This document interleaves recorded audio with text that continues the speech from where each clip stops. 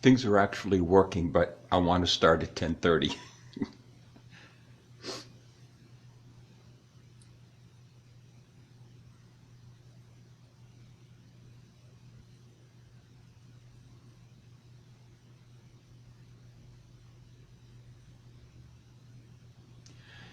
Good morning, everyone. It's 10:30, and welcome to the live Facebook cast from the Littleton Area Historical Museum. And the topic for the next few days will be the influenza pandemic of 1918. I would like to have some comments popping in. If things are working well, let me know with thumbs up. If not, let me know, and there's probably not a darn thing I can do about it, but we'll give it a shot. So, someone had mentioned to me, actually, I think it was Candy Murphy, who sent a message and said, can you do something on the influenza pandemic?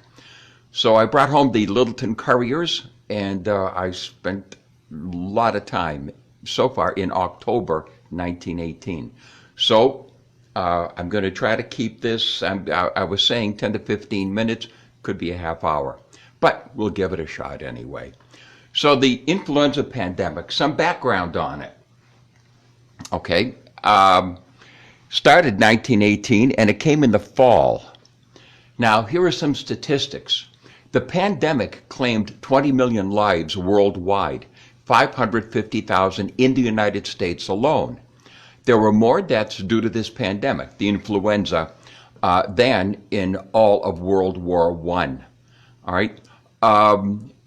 Devastating effects in military camps. As we are familiar with Fort Devens in Ayer, Massachusetts. Well, it used to be a fort. It was closed. But it was known as Camp Devens, and it was an area where young men would go and train in preparation for World War I, or one of the many in preparation for World War I. Another thing about this is that this pandemic was so devastating, it left countless numbers of orphans and widows. We think we're suffering today, which we are suffering today. I'm not making light of what's happening with today's pandemic, but there were many more deaths back then, and we're keeping our fingers crossed and prayers going for today that things straighten out.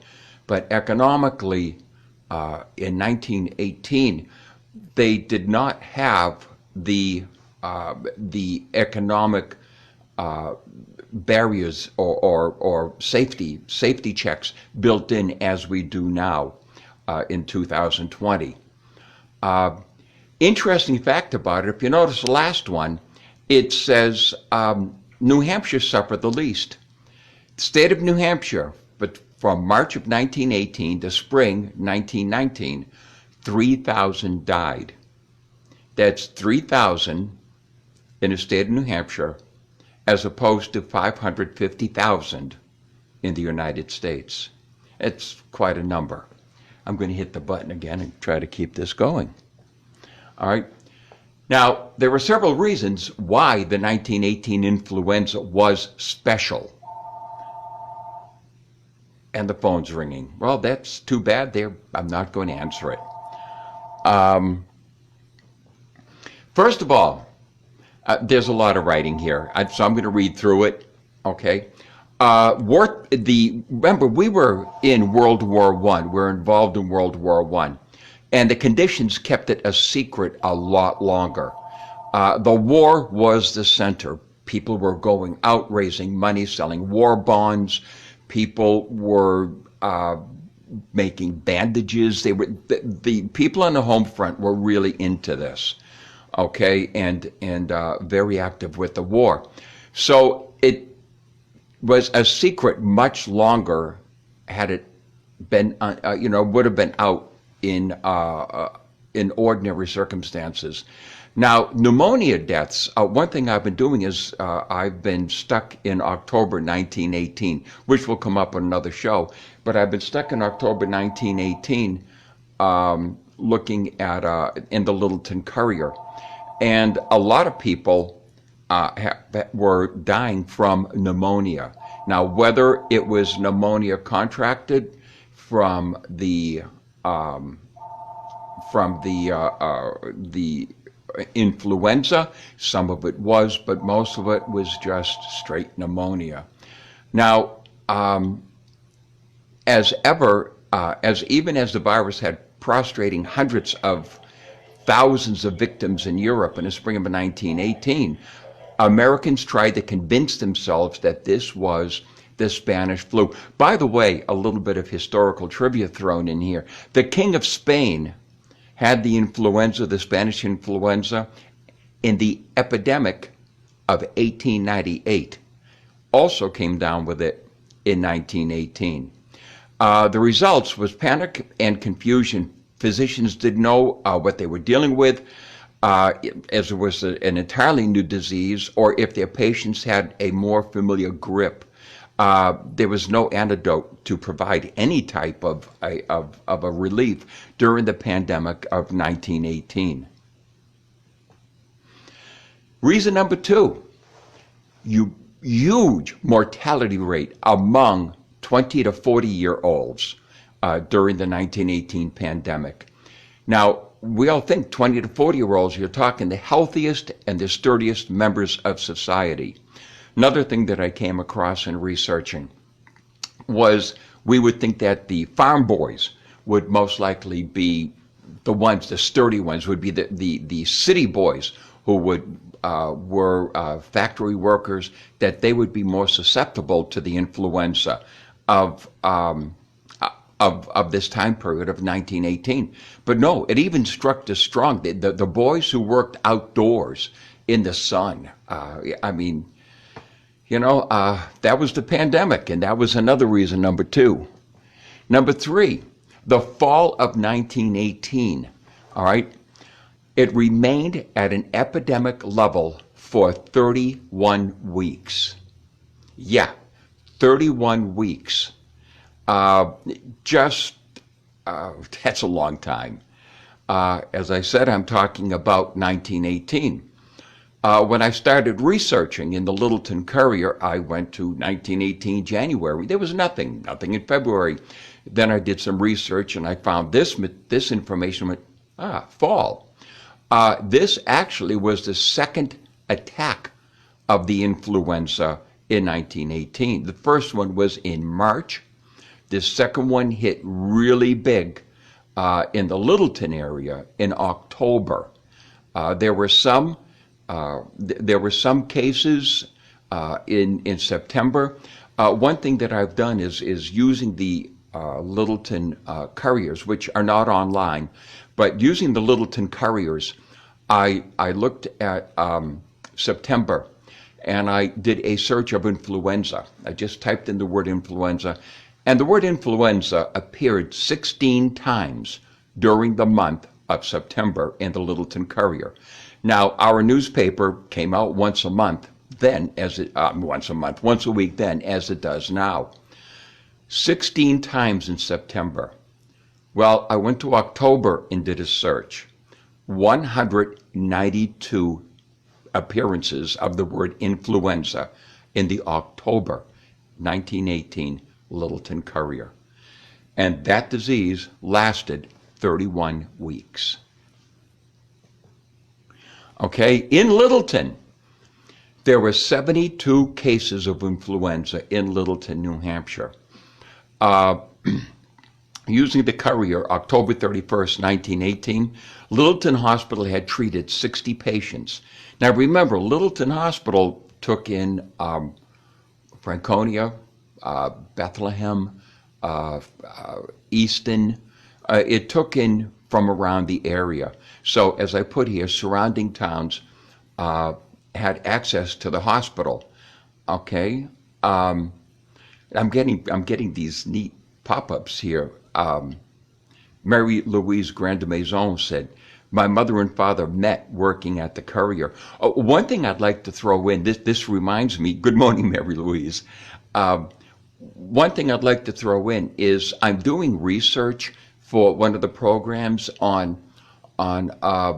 personal, your family stories. I have a family story of an uncle who died in 1918, all right, of the influenza. And I'm looking for more stories because I would like to do one of the programs on a personal level. I had a wonderful story from Rhonda Marsh, but I have to get back to this. All right. So the first person that I want to talk about actually is Private Henry Francis Green. Very interesting. Now, I am just going to move this over here. And there's Private Green. And this is his memory book. It was presented to his mother after his death. Now, Private Green died October 4th, 1918. And he contracted the influenza aboard a transport ship. And the ship was the USS President Grant. And it left from New York and was heading to France, transporting quite a few troops. Now, this is from the quote at the bottom, and I thought, do I really want to show it? And I went, yes. This is a direct quote from a young man who was on another transport ship. They were traveling not side by side, but they were in the same convoy heading to France. So this young man writes, "These are bad times. This is an ill-fated convoy. We had 9 deaths so far out of 1,984 troops. The USS President Grant near us has today buried 39 at sea." Now this was written October 4th. "We have only heard rumors of what is the epidemic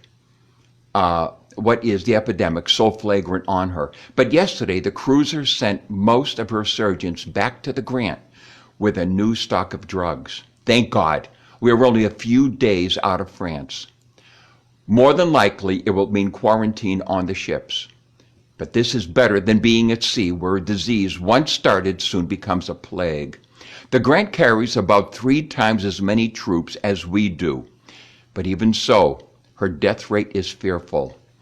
Their death list must be," oh, wait a minute. Okay, they're at the bottom. "Their death list must be amount to almost 100 by this time." Well, I found out that the President Grant had 130 in all. And all were buried at sea. Now, to move over, you have some of the background now on this young man. And I'm going to, pardon me while I create a bit of an earthquake here. I want to move this so we can get it in. This book was given to his mother after his death. There's a photograph of him.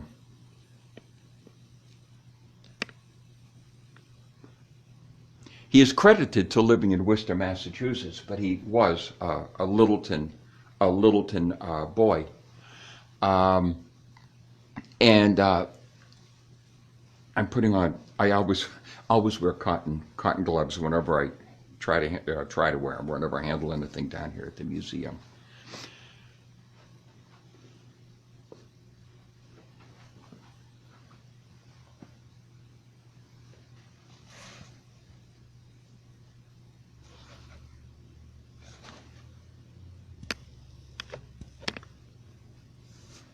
All right.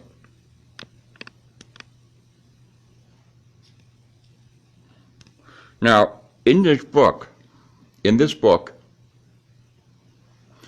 we have photographs. It was put together by his buddies. Okay.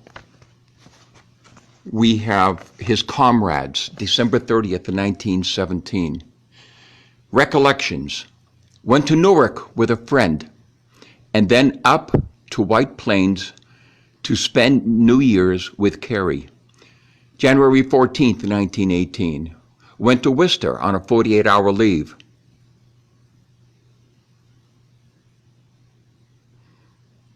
All right. Traveled 2 nights and spent 1 day with friends. So this was not written by Henry. This was written by Private John Quinn, who is from Hadley, Mass., who was a friend of Henry's. Also within this book, we have photographs of some of his friends, and they all wrote it was similar to a yearbook. All right? And, of his friends at camp while in basic training.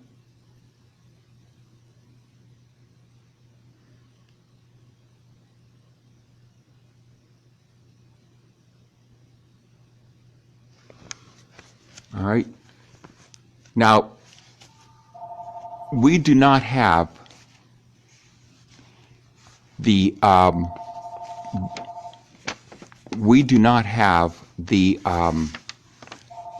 letter that was sent to his mother, but we do have,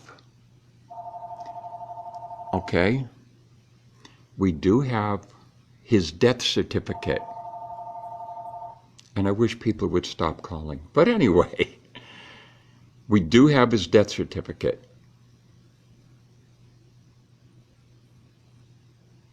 All right. And it says here, died with honors in the service of his country on the 4th day of October, 1918. So that's Henry's death certificate. This is the original newspaper clipping from the Littleton Courier.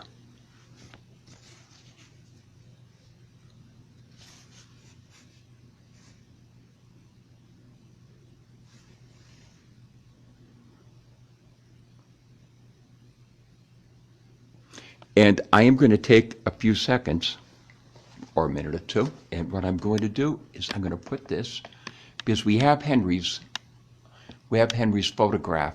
There we go. There's Henry's photograph in the military display. And there we go. Try to get this straightened out. There we go. And you look at his photograph while I read.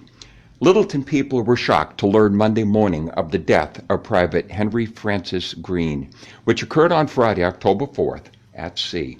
The news came in the following telegram to his parents: Mr. and Mrs. Harry D. Greene of 197 Main Street, Littleton. Regrets to advise the death of Private Henry Francis Greene at sea on October 4th, 1918, from influenza. Owing to the existing conditions, it was impossible to bring remains back to the United States, and at sunrise, Private Henry Francis Greene was buried at sea with full military honors. The telegram was signed by Judson, Brigadier General. Further particulars are not known, although his parents hoped for more information within a few days. It was thought that Private Greene was on his way overseas, as no word had come from him for several weeks, and it had been his custom to write home very regularly. It is expected that the boat sailed probably from Hoboken, New Jersey on September 23rd. And in that case, Mr. Greene must have taken ill after the transport left the dock. From a reading of the telegram, the conclusion would be drawn that there were many cases of influenza on board, making necessary a speedy burial at sea. Henry Francis Greene was a son of Mr. and Mrs. Harry D. Greene and was born February 3rd, 1896, being named after his distinguished grandfather, the late Henry F. Greene. His early life was spent in the town of his birth, where he attended the public schools and where he made many lifelong friends. He continued his education with a course at Littleton Seminary and then took up his chosen work, that of a machinist, and he rapidly developed into an expert. Mr. Greene was a young man who did not hesitate to start out and learn for himself in the hard school of experience, and it is worthy to note that he was more than making good when he heard the call of Uncle Sam. Mr. Greene enlisted on December 17, 1917, at Springfield, and was assigned to Company A 8th Provisional Ordnance Battalion and was sent to Fort Slocum, New York, where he reported the following day. Soon after, or to be exact, on December 25th, he was transferred to Camp Upton, Long Island. Here he remained until February of the next year. He then was transferred, this time, to Frankfort Arsenal in Philadelphia, Pennsylvania. Mr. Green became interested in the mechanism of machine guns and studied their parts until he was considered an expert in the setting of panoramic sights for the artillery field pieces, and he was to follow this line of work in the front line trenches. He had lived to reach France, had he lived to reach France. All right. Private Green has paid the supreme sacrifice and given his life for the country that he loved just as much as the man who finds his final resting place on the field of battle. What more could man ask? He was a young man who made friends easily, with a cheery disposition that always made him welcome. His life work was ended at the age of 22 years, yet his memory will become part of the cherished victory of the town that the cherished history of the town that he called home. So that is the newspaper article from 1918. And I'm trying to see if I can, there we go. There we go. That's a newspaper article from 1918. And we have been going 21 minutes, so I've gone over. So listen, come back on Saturday, same time, same station. And what we will do then is there will be more on the pandemic from 1918. Just a couple things to bring up, okay? I'm still looking for personal stories. Send it to me by Alberini at roadrunner.com. Just a couple of reminders. Stay in, keep your safe space, and listen, help our economy. Order takeout food. So until Saturday, be safe, be warm, and share this around with friends. Take care. Bye-bye.